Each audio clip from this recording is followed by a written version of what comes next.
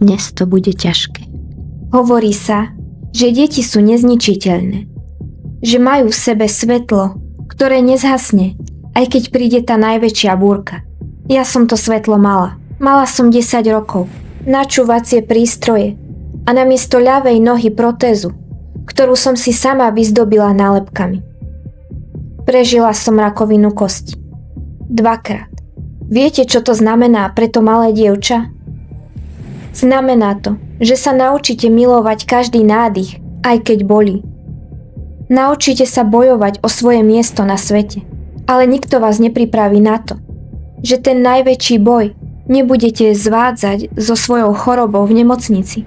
Budete ho zvádzať doma, za zatvorenými dverami, tam, kde by ste mali byť v bezpečí. Obete z krimi príbehov majú tvár, ale nemajú hlas. V mojich videách ho dostanú. Rozprávajú svoj tragický príbeh sami, tak, ako sa naozaj stal, aby sa na ne nezabudlo, aby ich smrť nebola zbytočná. Pamätám si ten pocit, keď som sa presťahovala z Austrálie do Ameriky. Nový domov, nová rodina, aspoň som si to myslela. Keď sa ma pýtali na modriny, musela som klamať. Keď som plakala, musela som to robiť potichu, aby som nikoho nenahnevala. Ľudia ma videli na fotkách. Usmiaté dievča s krátkými vlasmi, ktorému práve dorastali po chemoterapii. Videli bojovníčku. Volám sa Zara. Keď som mala 5, tak mi rakovina kosti vzala nohu. Keď som mala 7, vzali mi kus pľúc a sluch. Bojovala som so smrťou 2-krát a vyhrala som. Stala som sa symbolom nádeje, dievčatkom s nehasnúcim úsmevom a modrými načúvacími prístrojmi. Ale môj najväčší nepriateľ nebola choroba. Bola to žena, ktorú môj otec stretol vo virtuálnom svete a priviedol ju priamo k mojej posteli, kým môj otec predstieral, že ma nevidel 15 dní, lebo som v puberte. Elisa v našej vani rozoberala moje telo na kúsky a roztrusila ho po okolí ako odpad. Niekedy sa pýtam, či sa zlo rodí, alebo sa postupne formuje v tme niečieho detstva. Elisa, moja macocha, narodila sa v horúcej Severnej Karolíne. Pre niekoho to bola len žena s mnohými tvárami. Pre mňa to bol niekto, kto do nášho domu priniesol neviditeľnú hnilobu. Jej otec ju miloval bezhranične. Ale jej matka bola prísna, priama, chladná a niekedy hrubá. Nastavila pravidlá, ktoré Elisa odmietala plniť. Každý jej vzdor narazil na ranu. Každá rebélia skončila krikom. Elisa vyrastala v prostredí, kde láska bola podmienená a bolesť bola bežným komunikačným nástrojom. Hovorí sa, že deti, ktoré nezažijú nehu, si v dospelosti vytvárajú vlastné svety, kde majú konečne moc. Už v škole o nej hovorili, že je populárna, ale nebola to tá milá popularita, ktorú chcete zažiť. Bola prefíkaná. Už ako tínedžerka vedela, že krása a úsmev sú tajné zbrane. Manipulovala s ľuďmi, využívala svoj vzhľad, aby dostala, čo chcela. Bolo to v nej odjak živa. Tá potreba mať moc, tá túžba ovládať druhých. Mala pocit, že vzdelanie nepotrebuje, že sa životom jednoducho prešarmuje. A musím uznať, darilo sa jej to sakramensky dlho. A potom otehotnela. Otec dieťaťa zmizol a ona zostala sama. 17-ročná matka s dieťaťom v náručí, ktoré pomenovala Amber. Ale nenechajte sa pomýliť. Materstvo z nej neurobilo inú ženu. Keď na benzínovej pumpe stretla Jerryho, starú lásku zo školy. Netrvalo ani týždeň a on už kľačal na kolenách. Ale bol tu háčik. Obaja mali 17 a bez súhlasu rodičov to nešlo. A tak Elisa urobila to, čo vedela najlepšie. Klamala. Povedala, že Amber je Jerryho. Oklamala vlastných rodičov, len aby dosiahla svoje. Plán vyšiel, bola svadba, ale Jerry sa nakoniec zrútil pod váhou zodpovednosti a priznal sa otcovi. A tak sa jej prvé manželstvo rozpadlo. Ale Elisa sa nepoučila. Len zdokonalila svoju techniku. O 2 roky našla jackpot. Joseph bol zlomený muž. Po ťažkej autonehode mal bolesti, problémy s chôdzou, bol zraniteľný. A Elisa? Videla v ňom ľahký cieľ. Rýchlo prišla svadba a 2 deti. Douglas a Brittany. Keď žili u Josephovej matky, Elisina skutočná tvár začala presakovať cez praskliny. Krádeže majetku. Ničenie všetkého, čo nebolo jej. Úplne totálna neúcta. Keď sa ju svokra pokusila vyhnať a požiadala o súdny zákaz, Elisa vybuchla. Hovorila, že ak ju vyhodia, takže podpálí ten dom a že urobí niečo veľmi zlé jej deťom. Že je schopná ich dokonca pripraviť o život. Vlastné deti pre Elisu neboli ľudia bytostiami s citmi, boli to figurky. A ak figurka prestala poslúchať, bola ochotná ju zničiť, aj keby to bola jej vlastná krv. Svokra stiahla tie obvinenia len kvôli tomu, aby zachránila tie nevinné životy. A Elisa, keď ju tá hra prestala baviť, jednoducho odišla. Zobrala 2 dcéry a syna tam nechala. Len tak, ako by to bol kus nábytku, ktorý sa už nezmestí do auta. Deti pre ňu neboli ľudia. A potom prišiel rok 1992. Manžel číslo 3, Andrew. Scenár bol ako cez kopírak. Bar, úsmev, jej povestný šarm a šup. Pasca zaklapla. Do pár mesiacov boli svoji. Ale ako náhle cítila, že má tie svoje pazúry hlboko v jeho koži, maska spadla. Elisa si nevybíjala svoju zlosť len na Andrewovi. Svoju temnotu vylievala na svoje dcery. Kričala na ne, bila ich, zamykala ich v izbách na dlhé hodiny, kým sa triasli od strachu. Ako toto manželstvo skončilo, Andrew prišiel domov a našiel len prázdne steny. Elisa nezobrala len dcery, ona vybielila celý dom, keď mala 26 rokov. Jej inštinkt ju zaviedol k niekomu, koho príbeh bolí najviac. K Darrylovi. Mal 30 a bol takmer úplne hluchý. Bol osamelý. Nevedel kvôli svojmu handicapu nadviazať kontakt s inými ľuďmi. Keď sa objavila Elisa, táto dokonalá žena, ktorá mu venovala pozornosť, myslel si, že vyhral. Cítil sa vyvolený. Myslel si, že má šťastie, že s ním niekto ako ona chce byť. Do pár týždňov bývali spolu. A potom nasledovala svadba. Elisa v čase, keď si brala Darryla, nebola ani legálne rozvedená so svojím 3. manželom. Bola bigamistka. Amber mala vtedy 8 rokov. Bola zdravá a plná života. Ale Elisa potrebovala niečo viac než len manžela. Potrebovala súcit. Potrebovala byť stredobodom pozornosti. A tak svetu oznámila, že Amber má rakovinu. Predstavte si to dievčatko. Muselo sedieť v invalidnom vozíku. Aj napriek tomu, že vedela chodiť. Hrala rolu obetavej matky, umierajúceho dieťaťa, len aby od ľudí vysala súcit a pozornosť. Manželstvo s Darrylom skončilo tak, ako sa dalo čakať. Špinou. Keď ju Darryl prichytil v posteli s iným chlapom. Zlomilo mu to srdce. Odišiel, aby sa nadýchol a keď sa vrátil, dom bol prázdny. Elisa bola preč, zobrala dievčatá a väčšinu jeho veci. Ale urobila aj to, čo presahuje zdravý rozum. Ukradla mu tie načúvacie prístroje. Mužovi, ktorý bez nich takmer nič nepočul. Mužovi, ktorý jej veril. Na čo jej boli? Nemala ich ako použiť, nedali sa predať za nejaké drahé peniaze. Urobila to len preto, aby ho nechala v úplnom tichu a bezmoci. V októbri 1997 sa na scéne objavil manžel číslo 5, Jeffrey. Ak boli predchádzajúce manželstvá búrkou, toto bolo tornádo. Elisa už neskrývala svoju tvár za masku šarmu na dlho. Jej zbraňou sa stala bejzbalová pálka. Elisa ňou mlátila nielen do stien, aby ho zastrašila. Napádala aj jeho samotného. Hádzala po ňom kamene, ničila ho fyzicky aj psychicky. Jeffrey bol jediný, kto to nevydržal a utiekol. Bál sa jej však natoľko, že ani nepožiadal o rozvod. Nechcel ju vidieť na súde, nechcel s ňou byť v jednej miestnosti. Zbalil sa doslova a utiekol do hôr. Skryl sa v Apalačských vrchoch, len aby ho táto žena už nikdy nenašla. Ale Elisa, tá nečakala. Netrvalo ani 10 mesiacov a už mala v pazúroch ďalšieho. Aaron mal len 20 rokov. Bol mladý, neskúsený a čo bolo pre Elisu najdôležitejšie, bol zraniteľný. Ako dieťa trpel chorobou kosti. Všimnite si, že si hľadala len partnerov, ktorí boli nejako postihnutí alebo mali nejaké zdravotné problémy. Mal za sebou operácie, ťažko sa mu chodilo. A toto manželstvo trvalo rekordných 10 rokov.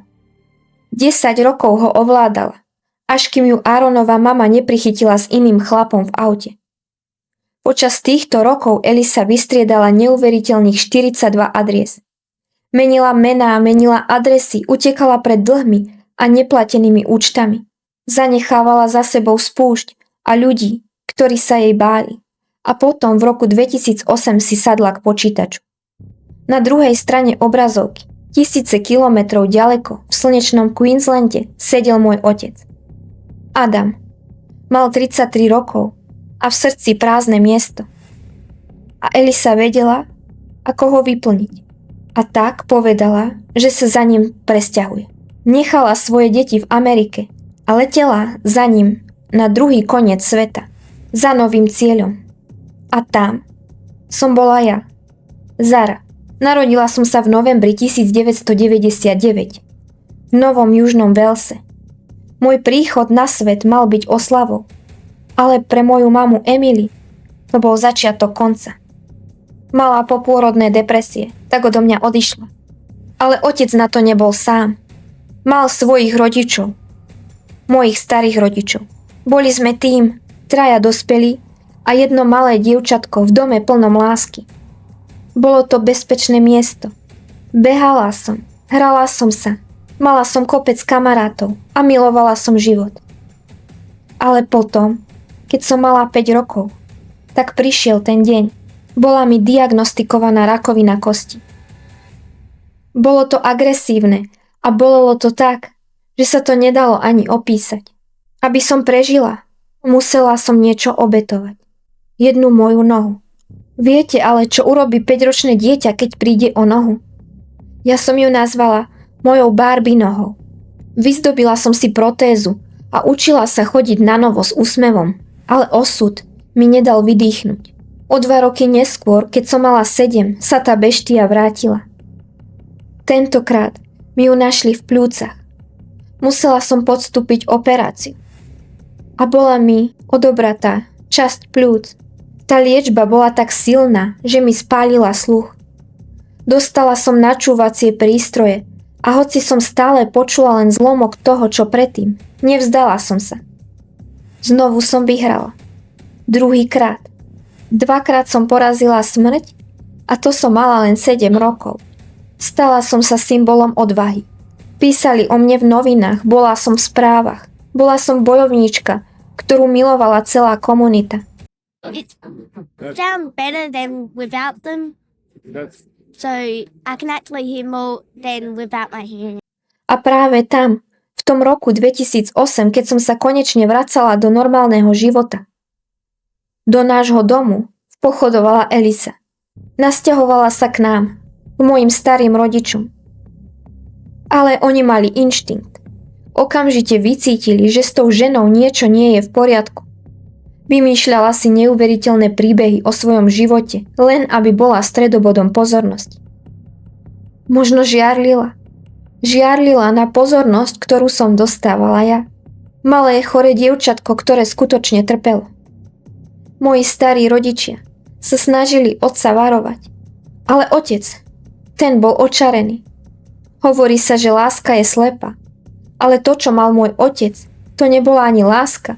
Len pár mesiacov potom, čo Elisa pristala v Austrálii, sa vzali. Nikto neriešil, že je stále vydatá za 2 ďalších mužov v Amerike. A potom prišiel ten rozsudok. Elisa sa rozhodla, že sa presťahujeme do Ameriky. Viete si predstaviť ten krik u nás doma?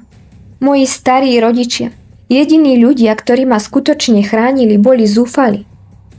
Prosili ho, plakali. Adam, nemôžeš ju vziať preč. Práve druhýkrát porazila smrť Má tu lekárov, ktorí poznajú každý milimeter jej pľúc. Má tu kamarátov, školu, stabilitu a má tu nás. V Austrálii bola liečba zadarmo. Štát sa o mňa postaral, ale v Amerike tam sa za každý nádych v nemocnici platí. Starí rodičia sa pýtali, z čoho to zaplatíte, nemáte peniaze. A vtedy povedala, že je z bohatej rodiny, že peniaze nie sú problém, že všetko zaplatí. Klamala tak presvedčivo, že jej otec uveril. Moja biologická matka odišla, keď som mala pár týždňov. Jediný istý bod v mojom vesmíre boli moji starí rodičia a on. On ma len tak zbalil do kufra a odovzdal žene, o ktorej nevedel nič, len to, čo mu naklamala. Pristáli sme v Severnej Karolíne. Otec bol šťastný, bol pod vplyvom Elisyných sľubov o rozprávkovom bohatstve. A ja robila som to, čo deťom ide najlepšie. Prispôsobila som sa. Bola som dieťa, ktoré prežilo rakovinu. Čo tam bolo jedno sťahovanie? Snažila som sa. Všetkým deťom som rozprávala o Austrálii, o obrovských pavúkoch a divokej prírode. Chvíľu to vyzeralo, že by to mohlo fungovať. Bývali sme u Elisynho otca, toho, čo ju tak zbožňoval. Ale pravda o bohatej rodine sa rozpadla rýchlejšie ako domček z kariet. Elisa nemala nič. Otec tu bol nelegálne, nemohol pracovať a ja som zrazu zostala bez lekárov. Moja liečba, moje kontroly, všetko sa zastavilo. Po pol roku nás Elisyn otec vyhodil. Už nevedel vydržať ten chaos. A tak sme sa v polovici roku 2009 ocitli v Granite Falls. 6-mesačné nájomné, malý byt a začiatok môjho pekla. Susedia cez tenké steny počuli všetko. Každý jeden deň, každú hodinu. Neboli to len hádky. Bol to boj. Agresívny krík, lietajúce predmety, zvuky úderov. Otec a Elisa sa menili na monštrá a ja som bola uväznená uprostred nich. Ale to najhoršie sa dialo v tichu. Susedia si všimli, že sa vytrácam. Už som sa nehrávala vonku. Videli ma len cestou do školy a späť. Tiché dievčatko s protézou, ktoré skláňalo hlavu. A potom začali tie zvuky. Zvuky z podkrovia. To podkrovie sa stalo mojim domovom. Miestom, kam ma odkladali, keď som zavádzala ich hnevu. Miestom, kde som bola sama so svojimi načúvacími prístrojmi, ktoré zachytávali len desivé ozveny zúrivosti z dola. Susedia tie zvuky počuli. Mysleli si, že to je len nejaké zviera, ale to som bola ja. 10-ročné dievčatko s jednou nohou, ktoré sa snažilo pohnúť sa na tej tvrdej podláhe. Elisa ma tam zatvárala. Musela som spať v tom podkroví len na tenkej plachte na holom dreve. Chlad mi zaliezal až do kostí, ktoré už aj tak boli oslabené rakovinou. A otec? Otec to vedel. Ja už zase na to nevidím. Videla som mu to v očiach za každým, keď sa na mňa pozrel. Prečo nezasiahol? Prečo ma nenechal spať aspoň v posteli? V roku 2010 nás znovu vyhodili. Dlhy nás dobehli ako vždy. Skončili sme v prívese. Otec si našiel prácu pri orezávaní stromov. Robil na čierno, dlhé hodiny len aby sme prežili. To však znamenalo, že som ostala doma sama. Sama s ňou. Elisa predávala lieky na predpis. Cez naše dvere prechádzali desiatky cudzích pochybných ľudí. Elisa bola vtedy vydatá za 3 mužov naraz. Otec o tom netušil. Netušil, že spí s profesionálnou bigamistkou a dílerkou. Ale Elisa potrebovala viac než len peniaze z drog. Potrebovala súcit. Potrebovala byť hlavnou hrdinkou tragédie. A tak začala opäť klamať. Tentokrát o sebe. Chodila po okolí a každému rozprávala o tom, ako zázračne porazila rakovinu mozgu. Ja, dieťa, ktoré rakovinu skutočne malo a prišlo kvôli nej o kus seba, som sa musela pozerať, ako ona parazituje na mojom utrpení. Elisa nedokázala prežiť, že ja, malé dievča, som bola v očiach ľudí skutočnou hrdinkou. Že môj boj s rakovinou bol pravdivý. že ľudia na mňa hľadeli so súcitom a obdivom. Vymýšľala si operácie a nádory len aby ma tromfla. Hovorila mi, že moja protéza nie je výhovorka, že som len lenivá. Susedia ma videli. Videli ma v lese za prívesom. Elisa tam stála ako dozorkyňa v tábore a nútila ma behať po tom strmom kopci nahor.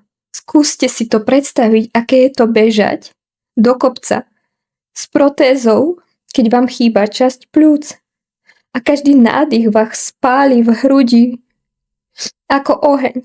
Padala som, plakala, ona nado mnou stála, kričala na mňa a nadávala mi.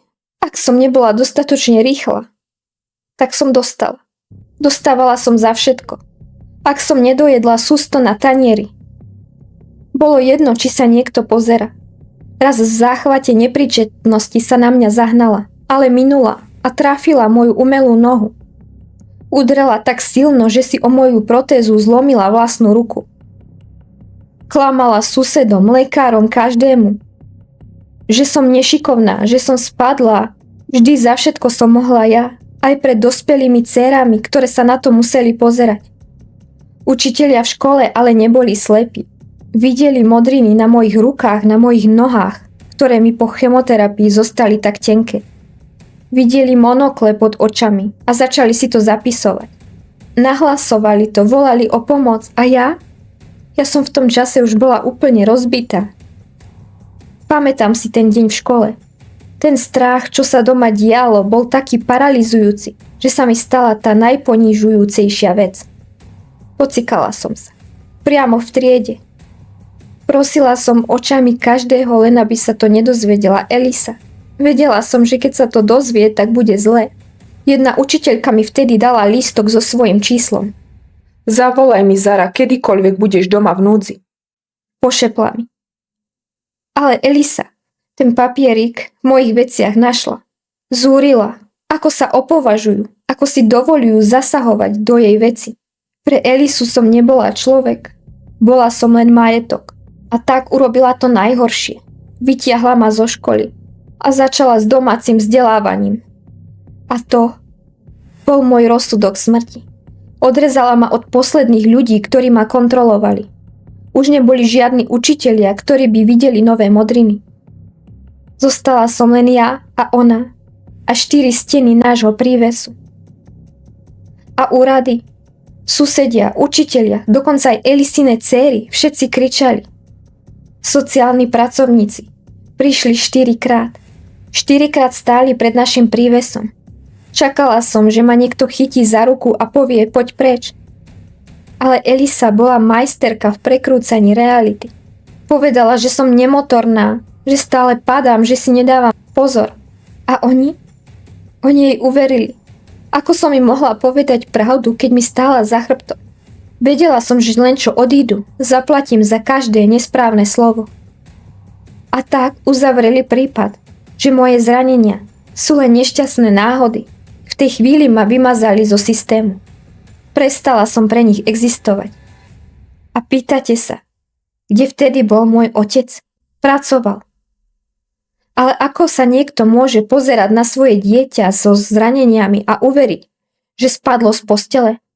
4-krát, 10-krát. Nechcel to vidieť. A potom sme sa znova presťahovali. Nový dom, nový začiatok. Možno v inom príbehu. Ale tu, to bol strategický ťah. Keď sme bývali v tom starom prívese, susedia vedeli, že existujem.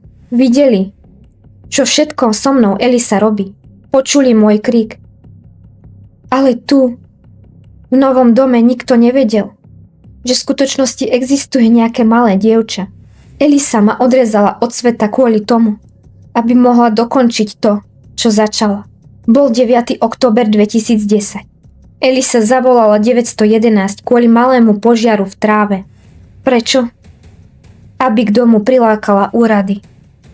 Potrebovala svedkov, ktorí náhodou nájdu to, čo tam vopred pripravila. Hasiči uhasili oheň a už keď boli na odchode, si na čelnom skle otcovho auta všimli papier. List s výkupným. Urobíme s vašou dcérou, čo budeme chcieť. Pošlite $1 000 000. žiadni policajti. Bolo to absurdné. List nebol pre môjho otca. Bol adresovaný jeho šéfovi, Markovi. Elisa si myslela, že je geniálna. Chcela vytvoriť dojem, že únoscovia sú hlupáci, ktorí si poplietli domy a omylom uniesli mňa na miesto Markovej dcéry.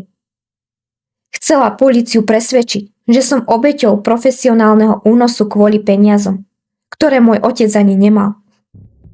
Mark však okamžite odpovedal polícii, že jeho dcéra je doma. Hra sa začala rúcať skôr, než sa poriadne rozbehla. Až o 2:00 po obede, celé hodiny potom, čo sa našiel list, prišiel druhý telefonát na 911. Police 911, where's your emergency? Yeah, my daughter, they think it's Twitch. The police are out here last night. They were firing a ransom note to my boss's daughter. Yeah, a little while ago, and it appears they took my daughter instead of my boss's daughter. Okay. How old's your daughter? She's 10. How long has she been missing? We checked in there last night about 2:30, and she was there, and all this happened last night about 5 o'clock. So I don't know if they fire in the yard to distract us, go out and they snuck in the door, or I don't know. Keď volali môjmu otcovi, tak sa len smial. Smial sa. Povedal, že som to celá ja, že som v puberte a že keď nechcem, aby ma videli, tak proste odídem, zmiznem a oni ma nevidia aj niekoľko dní. Elisa tvrdila, že sme všetci spolu večerali noc predtým. Môj otec nakoniec povedal, že ma možno nevidel už dobre 3 dní. 3 dní žijete v malom dome a nevšimnete si, či tam vaše dieťa s jednou nohou a načúvacími prístrojmi vôbec je? Klamali všetci. Jeden cez druhého. Elisa zlyhala na detektore lží tak fatálne, že tie ihly takmer vyleteli z papiera. Zatkli ju. Zatiaľ len za staré podvody, falošné šeky, za všetko to, čo za sebou roky ťahala. Môj otec ostal na slobode a išiel do Good Morning America. Hral zúfalého otca, prosil svet o pomoc, ale s každým slovom sa zamotával do ďalšej siete lží. A potom 3 dní po mojom zmiznutí prišla polícia do nášho domu s niečím, čo sa nedá oklamať. Priniesli pátracie psy a UV lampy. A tie psy začali okamžite šialene štekať. V dome, v kúpeľni a potom vonku pri autách. Keď policajti zhasli svetla a zapli UV lampy, dom sa rozsvietil ako nočná obloha. Ale neboli to hviezdy. Boli to stopy krvi. Tie stopy boli všade. Na podlahe, v odtoku. Niekto sa ju pokúšal zmyť agresívnymi chemikáliami. Ale najhorší nález na nich čakal v kufri auta. Našli tam moje načúvacie prístroje. Boli tam hodené ako odpad. Forenzné stopy potvrdili, že v tom kufri ležalo moje telo. Moja izba. Miesto, kde som mala snívať o budúcnosti bez rakoviny. Keď tam policajti vošli, steny boli čerstvo premaľované. Ale krv bola všade. Na stenách, na podlahe, rozmazaná v zúfalej snahe niekoho to všetko vymazať. Lekári to vedeli okamžite. Vedeli, že som to nemala šancu prežiť. A ten požiar na dvore? Nebolo to len na rozptýlenie hasičov. V tom ohni pálila Elisa handry, ktorými drhla moju krv. V jej aute sa našli biologické stopy, ktoré potvrdili, že ma odtiaľ odvážala po častiach. Bol toho na vraha. Keď jej vyšetrovatelia v chladnej miestnosti povedali, že jej hrozí trest smrti, jej falošná hrdosť sa zrútila. Okamžite začala vyjednávať, život za život. Sľúbila, že povie pravdu, ak jej zaručia, že jej nevezmu život. A otec, ten muž, ktorý ma mal brániť vlastným telom, keď ho zatkli, tak jeho klamstvá sa začali takisto sypať. Najprv vravel, že ma nevidel 3 dní. A potom zrazu priznal, že ma nevidel 15 dní. Predstavte si to. 2 týždne žijete v malom dome a je vám úplne jedno, že vaše dieťa, ktoré potrebuje lieky a pomoc, zmizlo. Elisa tvrdila najprv, že ma našla nevládnu, že rýchlo volala otcovi, aby jej pomohol, že sa ma snažila oživiť. Polícia jej neverila ani slovo. Pravda bola oveľa krutejšia. Kým som ja spala, prišla do mojej izby s nenávisťou, ktorú si pestovala roky. Začala ma napádať až dovtedy, kým som nevydýchla naposledy. A potom ma preniesla do vane. A tam ma rozobrala na kusy. Ako keby som bola len nejaký nábytok. A potom ma sama porozvážala po meste, po častiach, hádzala kúsky mňa ako nejaký odpad. Hľadali ma dlho, ale kvôli zveri, kvôli počasiu a kvôli všetkým tým okolnostiam, tak ma nemohli nájsť celú. Polícia nenašla nikdy motiv, ale ja som ho poznala. Bol to môj úsmev, moja sila, s ktorou som 2-krát porazila rakovinu. Elisa to nedokázala zniesť. Dostala 18 rokov za vraždu 2. stupňa kvôli tej prekliatej dohode. K tomu ďalších 10 za drogy. Spolu 28 rokov, napíšte mi, či je to spravodlivé. Pre niekoho, kto zmaril život, kto práve začal kvitnúť, je to výsmech. V tých rozhovoroch z väzenia stále hrá obeť. Stále hovorí, že to neurobila ona, ale že to urobil môj otec. A môj otec? Ten bol deportovaný späť do Austrálie. Vrátil sa domov, ale bez dcery, ktorú si odtiaľ odviedol. Je slobodný, môže chodiť po 2 nohách, môže počuť more, ale ja už nie. V roku 2012 sa stalo ale niečo dôležité. Našli moju lebku. Forenzná veda potvrdila to, čo sme všetci tušili. Bol to tupý úder. Ten nález však priniesol aj kúsok pokoja. Konečne som bola takmer celá. Moje pozostatky previezli domov do Austrálie. Vrátila som sa k starým rodičom. K jediným ľuďom, ktorým na mne záležalo, ktorí ma skutočne milovali. Alisa je tam, kde patrí. V pekle, ktoré si sama vytvorila. Za mrežami, ktoré ju delia od sveta, ktorý tak veľmi zneužívala. Narodila sa zlá? Neviem. Ale dôležitejšie je to, že ja som sa narodila tá statočná. A tak si ma pamätajte. Nie ako tú obeť z podkrovia, ale ako to dievčatko, ktoré sa usmievalo na svet a bojovalo o každý nádych, aj keď jej zobrali nohu a sluch. Ďakujem, že ste si vypočuli môj príbeh, že ste nezabudli. Ak ste sa dostali v mojom príbehu až sem, tak budem rada. Ak napíšete odkaz do komentárov, niečo, čo si budem tam hore môcť prečítať. I keby to malo byť len srdiečko. Keďže si myslím, že sa mi v reálnom živote nedostalo toľko lásky, ktorú by som si zaslúžila. Dávajte si pozor na seba, na deti v okolí a počúvajte tie zvuky za stenou a nikdy neuverte úsmevu, ktorý v očiach nesie len mráz. Ak chcete počuť aj iné príbehy ústami obeti, dajte prosím odber a zapnite si zvonček, aby sa na naše príbehy nezabudlo a aby sa niečo také, ako sa stalo nám, už nemuselo stať nikomu inému. Volám sa Zara a ďakujem, že ste si vypočuli môj tragický príbeh.